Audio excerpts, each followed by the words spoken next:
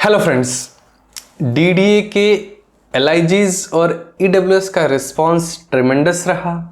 जिन्होंने भी अपनी यूनिट यहाँ पर रिजर्व कर ली है उनको कॉन्ग्रेचुलेशंस। फेसिंग, आउटर फेसिंग है, साइड क्या है आपका, नॉर्थ फेसिंग है, ईस्ट फेसिंग है, वेस्ट फेसिंग है, ये बात किसी और दिन कर लेंगे। बट आज आप अपनी पीठ थपथपा सकते हैं कि आपने एटलीस्ट एक यूनिट रिजर्व की है, क्योंकि जो सर्वर की स्लोनेस थी, इंटरनेट का इशू था, कहीं ना कहीं इसकी वजह से काफ़ी ऐसे लोग भी रहे हैं जो खाली हाथ वापस लौटे हैं। Hard luck to them.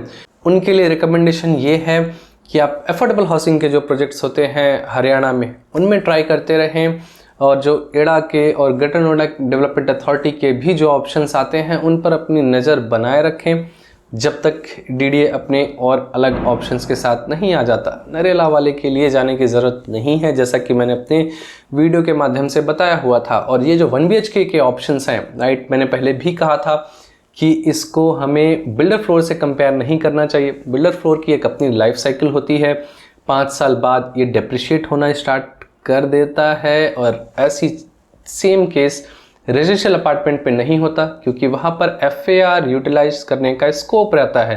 Let's say अगर ये वाला पूरा रेजिडेंशियल अपार्टमेंट जो डीडीए का सेक्टर 14 वाला है वो 2.2 के FAR पर बना है, तो जो रिकंस्ट्रक्शन के बाद, रीडेवलपमेंट के बाद जो FAR बन करके आता है वो कहीं ना कहीं 3.5 के आसपास का आएगा, 3.5 के आसपास का आएगा। तो उसी लैंड पार्सल पर थोड़ी सी वगैरह और एमिनिटीज़ वगैरह बढ़ा करके आपको नंबर ऑफ़ यूनिट्स ज़्यादा मिल जाती हैं। तो जो भी डेवलप करने के लिए आएगा, भले वापस से डीडीए आए या NBCC आए, ऐसे काफ़ी जो मुंबई के, इवन दिल्ली के जो कुछ सोसाइटीज़ हैं उनमें ऐसा हो रहा है, तो बढ़ा हुआ कारपेट एरिया प्लस बाकी कंपनसेशंस वगैरह मिलते हैं। यस, 60+ के लिए थोड़ा सा मूव आउट करना और ये सारी चीज़ें होना कहीं ना कहीं मुश्किल होती हैं, बट एटलीस्ट आपको एक अप्रिसिएशन भी मिलता है। इस रीडेवलपमेंट के कॉन्सेप्ट पर बाद में बात कर लेंगे। अभी Q&A स्टार्ट करते हैं। आज का पहला क्वेश्चन संदीप गोयल जी लिखते हैं, what is the market estimate value of 19B 3 BHK HIG and SHIG flats. तो डीडीए ने इस बार अपना होमवर्क किया है। जितने भी इनके रेट्स हैं, बेस रेट, चाहे वो पेंट हाउसेस के हों, MIGs के हों, चाहे वो LIG वाले भी क्यों ना हो, वेल प्राइज्ड हैं, मार्केट के हिसाब से हैं, तो आप इन पर ट्रस्ट कर सकते हैं। यस, ये मार्केट रेट निकलता कैसे है ये आप खुद निकाल सकते हैं। जो भी सोसाइटीज़ हैं, फ्लैगशिप प्रोजेक्ट्स हैं जो द्वारका के, उनमें 3 BHK और 4 BHK का रेट ले लीजिए। और जो न्यू लॉन्चेस हैं, जैसे गोल्फ आइलैंड ही है जो पास में सोसाइटी है, तो इन दोनों के बीच कहीं ना कहीं ये रेट लाई करना चाहिए, जो कि ऑलरेडी डीडीए ने चूज़ किया है। तो एक एवरेज प्रॉपर्टी और एक बेस्ट प्रॉपर्टी द्वारका की, आप उसमें कंपेयर कर सकते हैं रेट्स का, उसका मीडियन कहीं ना कहीं निकाल करके आसपास रेट आना चाहिए, जो कि इस केस में आ भी रहा है, राइट। नेक्स्ट क्वेश्चन है, 2 क्वेश्चंस हैं संतोष जी के, लेके फिर इस सेशन को क्लोज करेंगे। Is finance available from the bank for EMD deposit for sector 19B flats, can payment through a credit card be made for EMD।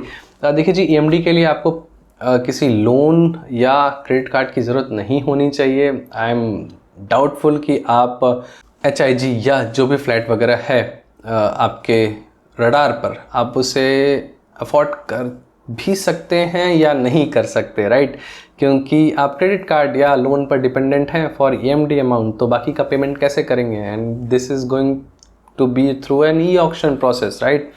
तो 2 CR का फ्लैट 2.2, 2.3 पर भी क्लोज हो सकता है।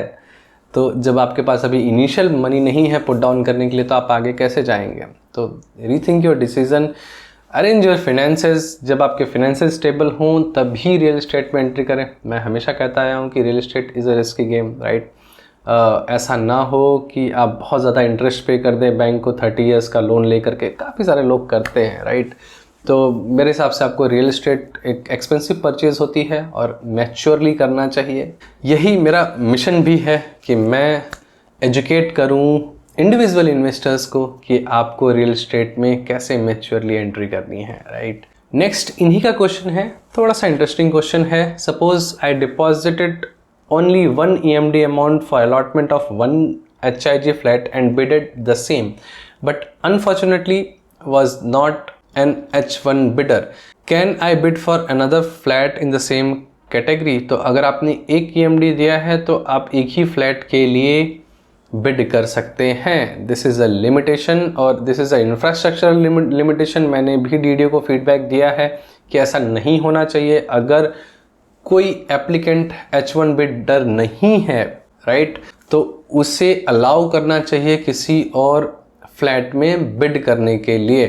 But due to infrastructural challenges, security challenges, ये already SBI की मदद ले रहे हैं ई-ऑक्शन प्रोसेस के लिए, बट ये फैसिलिटी इस केस में नहीं मिल पा रही। और ये आगे लिखते हैं, in case bidder are not allowed to bid for their second choice after being unsuccessful in their first bid, many flats will remain unsold without any bid as bidder will only be bidding for prime location flats. Yes, ऐसा हो सकता है। ऐसे case में हो सकता है कि जो अनसोल्ड हों तो DDA अगेन बिडिंग प्रोसेस के लिए आए फॉर द रिमेनिंग फ्लैट्स, या फर्स्ट कम फर्स्ट सर्व के बेसिस पर आए। बट मुझे ऐसा नहीं लगता कि बहुत ज़्यादा यूनिट्स बचेंगी। ऑप्शंस बहुत कम हैं और लोग बहुत ज़्यादा हैं, राइट। तो आशा करता हूँ कि मैंने आपके क्वेश्चंस का आंसर दिया हो। ऐसी आप लोगों की बहुत सारी क्वेरीज रहती हैं, तो जैसा कि आप जानते हैं कि मैं DDA के लिए एक वेबिनार कंडक्ट कर रहा हूँ। उस वेबिनार में रजिस्टर करने के लिए नीचे दिए गए व्हाट्सएप नंबर पर DDA वेबिनार लिख करके भेजें। एक नॉमिनल सी फीस पे करनी होगी आपको to get yourself register in this webinar. और इस वेबिनार के माध्यम से मैं आपको काफ़ी सारी चीज़ें बताऊंगा जो कि मैंने पिछले वीडियो में बात की हुई है। नीचे उस वीडियो का लिंक भी मैं डिस्क्रिप्शन में डाल रहा हूं। वहां पर आप इंटरेक्टिव वे में मेरे से क्वेश्चन और उनके आंसर्स ले सकते हैं, राइट। तो इधर उधर भटकने से अच्छा है कि यस, एक प्लेटफॉर्म पर मिल लिया जाए और वहाँ पर इंटरेक्टिव वे में आपके क्वेश्चंस को रिजॉल्व किया जाए।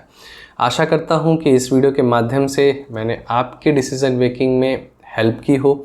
मैं हरे कृष्णा रियल एस्टेट के ऐसे ही एजुकेटिव वीडियोस और प्रोजेक्ट्स के अनबायस्ड रिव्यूज़ लाता रहता हूं। तो ऐसे वीडियोस को मिस ना करने के लिए अगर अभी तक आपने मेरा चैनल सब्सक्राइब नहीं किया है तो प्लीज़ इसे सब्सक्राइब कीजिए। अगर ये वीडियो आपको पसंद आए तो friends and family WhatsApp groups में अपने को इन्वेस्टर्स के साथ शेयर करना ना भूलें। Thank you.